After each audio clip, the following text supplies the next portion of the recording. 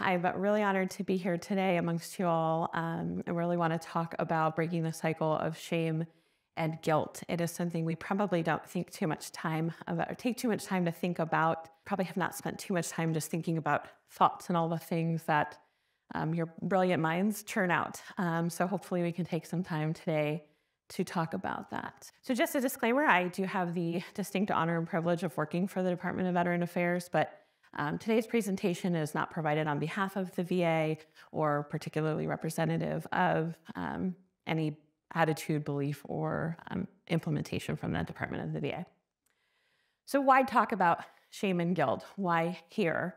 We don't realize how early this kind of narrative can start within our heads, sometimes growing up, sometimes throughout our training, sometimes just something self-imposed because we want to be really good at what we do. And when adverse outcomes happen, we want to make sense of it because we have this understanding that, again, is taught to us really early on, this golden rule: treat others how you want to be treated. You know, when you do good, good will happen. It's this just world belief. But you all have seen firsthand that the world isn't always completely just, and that sometimes terrible things happen to good or undeserving people. And sometimes you can do all the right things and things still happen, right? Or you do well, or people kind of get away with things when consequences should have been in place. So let's talk a little bit about the definition first. So what is guilt? Guilt is the appraisal, typically negative, that shows up about an action, right? So about a behavior. I should have done more. I did something bad. I did something wrong. It's kind of state specific. Then over time, it can manifest into shame. Shame is where we really start to internalize, and it's not about the action, but it's about ourselves, right? I am bad. I didn't fail at this thing. I cringe even to use the word fail, but I know that happens sometimes in our minds. But I am a failure. These beliefs that are global and sweeping and can really be debilitating, because what they do is they bring up those painful memories. Our fear networks start to get activated in our minds. And sometimes they can cripple us from really acting to our full potential, whether it is having self-doubt that inhibits the way you choose to act, no matter how well you're trained, can get in the way when we start to have these unhelpful narratives over and over and over in our minds. So why do we develop guilt and shame? What we know is that on a daily basis, on a weekly basis, you all are exposed to kind of senseless tragedy. We can't make sense of it, but we want to make sense of it. If we operate under this idea that, good things happen to good people, if something bad happens, there must be a cause. So we've got to make sense of the cause. And sometimes what we do is we internalize our actions as a sense of the cause. Well, I must have done something wrong. There should have been something more I could do. And that's problematic because we are not always in power to control the outcomes. What we know is we confuse our responsibility with the jobs we do with this perceived responsibility of being able to control everything, even those things that are out of our control. What we know is if we do this kind of process, this mental gymnastics of like, what could I have done differently? Sometimes we're able to find other options, other outcomes, but when we stick with it too long and we don't get a chance to process, then we are stuck in these thought processes. And over time, we buy it because we say it to ourselves over and over and over again, and we start to buy what our mind is selling us. And that is when shame begins to develop. When we start to generalize that from this behavior or this action or this event to who we are as people. So I want you guys to take an odd journey with me. We're going to talk about saliva for a moment, okay? I promise it'll make sense in a second. We don't probably spend much time thinking of the benefits and the virtues of saliva, but it has great antiseptic qualities. It helps us digest our food. If you've ever wolfed down a meal, maybe you're just between shifts or whatever it may be, or you've got kids and you're trying to get from here, there to the next place, and you don't get a chance to chew, and it's just got this lump in our stomach, but it helps us digest properly. It helps us really, just kind of can coat your mouth. It can make swallowing easier. We probably don't spend a lot of time thinking about the virtues of saliva. But now I want you to imagine that you're walking through a really hot, arid desert, okay? There's not a lot to drink, and thank goodness I've got this really thirst-quenching saliva, okay? But I want you to imagine that you've also got with you a clear, sterilized crystal glass, And every time, instead of swallowing it down, go ahead and release your saliva into the glass, okay? So I really want you to envision doing this. So humor me for a moment, okay? So you've got your glass, and every time you're about to swallow, maybe you've got some saliva welling as we're starting to talk about this, and why is this lady talking about this? Go ahead and discharge it into the glass. And by the time you've walked through this journey with me, you're probably feeling a little bit parched. So go ahead and raise that glass up and slurp it down, okay? I want you to drink the whole glass of saliva. A visceral response, right? Why? There's no glass of saliva. We've just talked about it, but it's because our mind paints powerful pictures. When we say things to ourselves, we can really feel the reactions in it, right? We are so attached to it. It's almost as if a welder has fused us with our thoughts, right? So what do we do? How do we break free from this, okay? Because sometimes we can really feel so trapped by this way of communicating with ourselves, by constantly judging, by constantly wanting to do better, right? It's all well-intentioned, but it can be so debilitating. So what we want to do is we want to find out, are these things I'm telling myself helpful? Do they serve me? Sometimes that's a straightforward question. We can answer it. Sometimes we can't. So you ask yourself, if I really hold this dear to myself, if I take my time to sit with this thought, this like, gosh, I am such a failure, I did it again. If I stick with that, does it help me do what I need to do in this endeavor that I'm about to take on? And if the answer is no, then it may be time to do something differently. And nobody can decide, right? You can only decide for yourself. I think a big thing about this is deciding what serves me, what's going to be helpful. And if these thoughts are unhelpful, there are things we can do.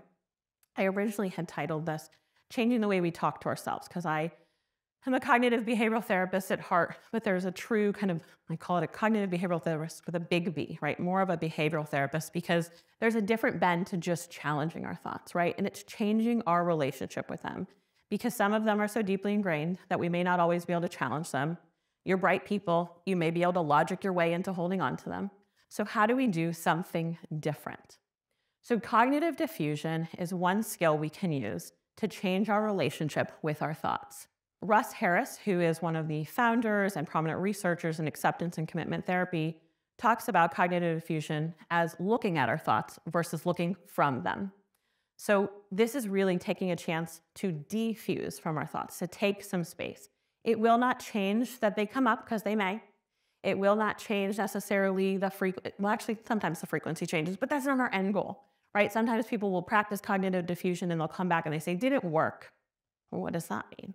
I didn't feel better. Okay, well, the goal may not always be to feel better in that moment, but what it is to take some space from our thoughts so that we can choose whether we want to act on them. We can choose how we want to engage with them versus being kind of passively swept up by the things we tell ourselves. And we really tend to get so tied into our thoughts that they kind of hook us like a fishing line and they just carry us away. So one strategy for cognitive diffusion is simply starting to notice that we're having these thoughts. Okay, so I want you to take a moment to potentially think of some unhelpful thing that you tell yourself. You don't have to share it with us, but maybe you have the thought, I'm stupid, right? Or I always do this, right? And every time that comes up for you, it's painful, right? Say it to yourself quietly, maybe close your eyes, I'm stupid, I'm stupid. That doesn't feel very good, right? That can really get in the way or be paralyzing to take action, to do something. You're going to second guess your next step, sometimes in situations where there's no time or space for that, but sometimes not just in the NICU, but at home, in living your life. So if we can take that outside of our brain, instead of taking it as fact, and say to ourselves, and having the thought that I am stupid, right? We've automatically just taken that from this fact we tell ourselves to this string of words. That's all a thought is, right? Our minds are thought machines. They produce many of them a day, many we don't even know happen. Now we're noticing we have a thought, right? I'm having the thought that I am stupid. Okay, well, that's a thought. I have lots of thoughts. Most of them are kind of take them or leave them. And one step further is I'm noticing that I'm having the thought that I am stupid. And I want you to go ahead and that thought that you originally had told yourself, that you share with yourself intimately, that maybe is less helpful. And now once or twice, close your eyes and take the chance to say, I'm noticing that I'm having the thought that, go ahead and fill in the blank. I'm noticing that I'm having the thought that I am stupid, right? what that does is it gives us some space, right? It's no longer this fact that we have accepted, I am stupid, right? It's something we can work with. We can choose, do I want to buy that thought today?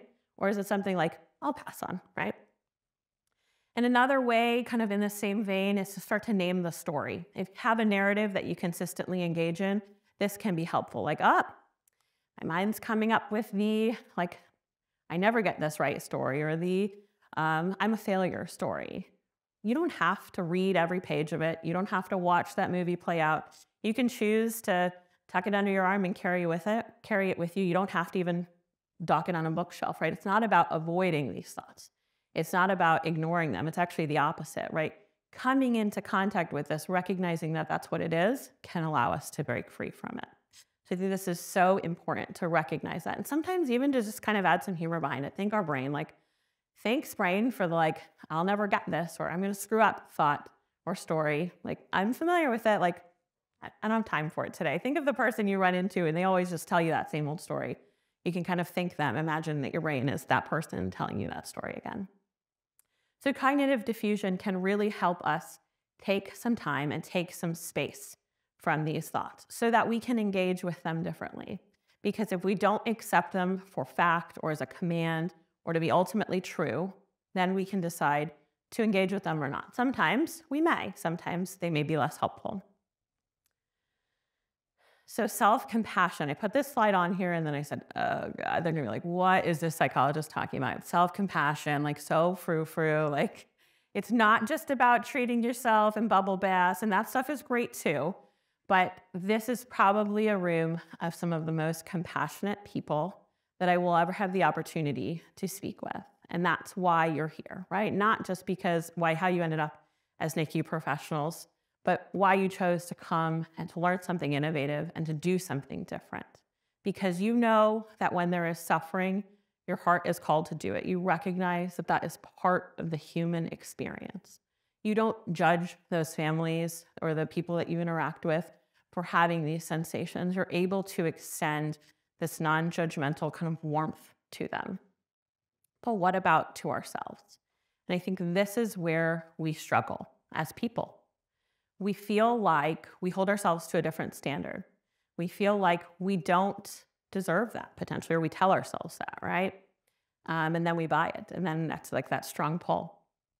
So this is an opportunity when you notice that you're having pain, you're having discomfort, you're going through something, because you are human and you will, right? Inherent in the nature of your work, but inherent in the nature of being. So when you notice that this is happening, instead of saying like, I'm going to suck it up, I just got to plow through it, have a stiff upper lip, to say to yourself, this is hard, this is painful, and I'm going to see how or figure out what I can do to help myself feel differently or feel better. Because in that moment, you also deserve to have that non-judgmental kindness turned inward. So how the heck do we do that, right?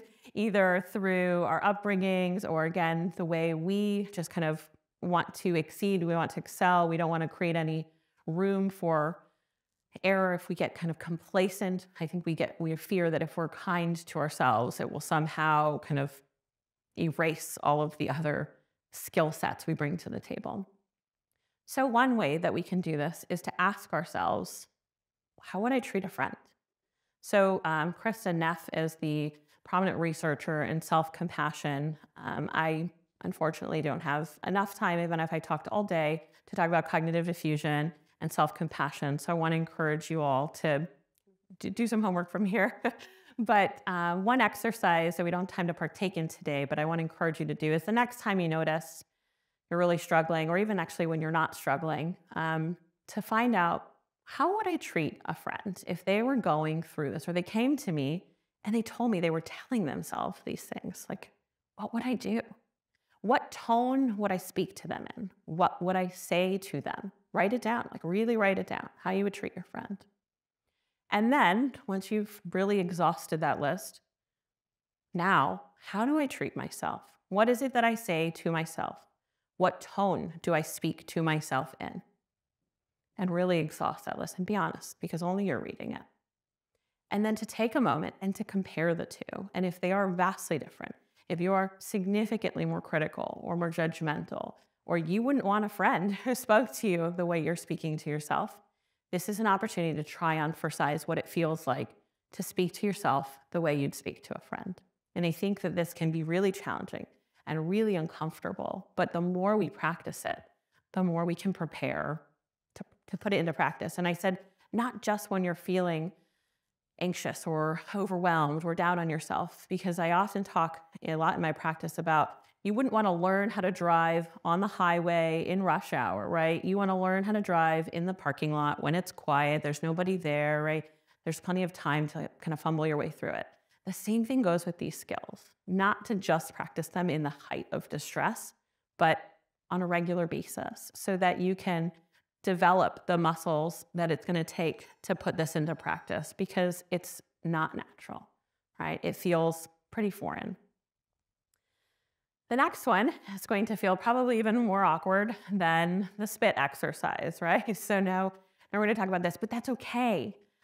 Because guess what? Our skin and our bodies, they don't know the difference. So the power of physical touch to activate our parasympathetic nervous system, to bring us down in times of distress, we can kind of fool our bodies into not knowing the difference, right? And it doesn't matter how uncomfortable you are, how awkward this feels. So when we have physical touch on our skin, it can release oxytocin in the brain. It can help reduce cardiovascular stress, and it can really help us work through a time of kind of pain or challenging experiences. So the kind of initial would be to put your hand on your heart. The best is, again, for physical contact, for skin to skin, a term you're all very familiar with.